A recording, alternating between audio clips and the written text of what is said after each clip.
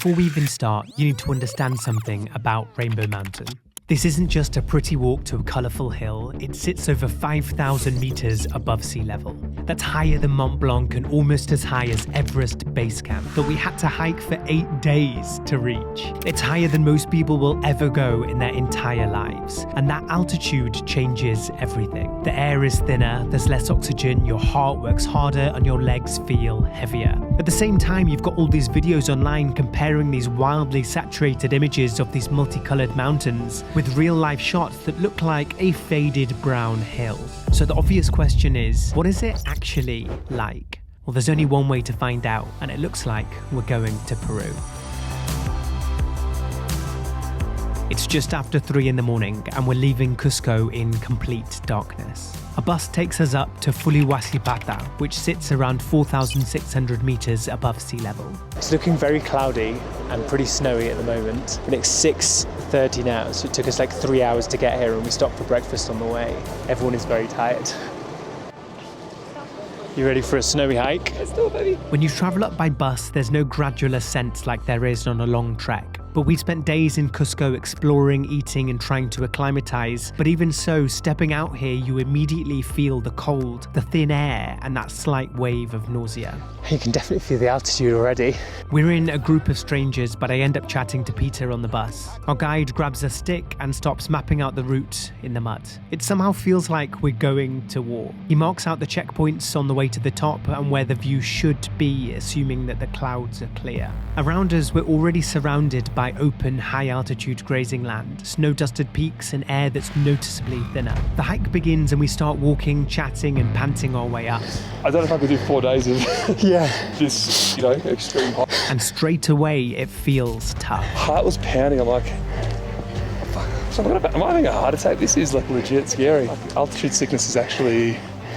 yeah, it's actually a thing. Not because it's steep or technical, but because every step feels like it takes more effort than it should do, and that is the altitude. Rainbow Mountain gets its colours from the mineral layers beneath the surface. The iron, copper and sulphur pushed upwards over time as the Andes were formed. For years, this mountain was hidden beneath snow and ice, and as the climate changed and the ice retreated, those colours were slowly exposed. It doesn't actually take that long to reach the checkpoints, and the hike itself is actually much shorter than I expected. We are at 4,900 meters. As it gets steeper and as we get higher, it's definitely getting harder. An hour in, after trudging uphill and stopping by checkpoints which we later found out were actually toilets, we reach the final climb. An icy staircase heading straight up into thick cloud. And at this point, there is nothing to see. No colours, no view, no mountain. We're hoping if we hang around long enough that the clouds will clear. We've flown 15 hours across the world, driven 3 more and hiked to altitude, and Rainbow Mountain has completely disappeared into the mist. If you really squint, you could imagine that there's some colours in this mountain behind me. We're going to stick around for a little bit and see if the clouds clear. Some people, after time, start heading back down, assuming that this is as good as it's going to get. And then slowly, the cloud begins to lift. Just as we've come up, the clouds have cleared for us, and we've got this epic view of the mountains, the valley on this side where we climbed up. And suddenly the Rainbow Mountain is there, with snow still dusting the surface and clouds drifting across it. It somehow looks even more dramatic.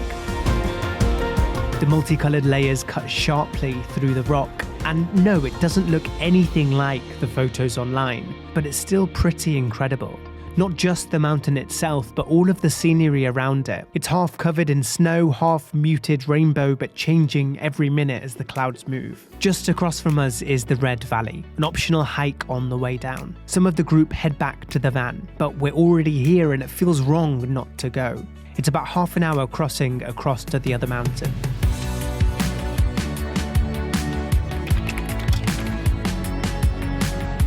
And honestly, the Red Valley might even be more impressive. It also has the most scenic toilet you'll ever use. There's vast red landscape stretching endlessly in every direction, untouched like something from another planet. It actually doesn't feel like Earth anymore. It feels like you're on Mars. Rainbow Mountain is a short but very high altitude hike. We'd already acclimatized in Cusco and Bolivia and Atacama over a few weeks, so we actually handled it pretty well, but not everyone did.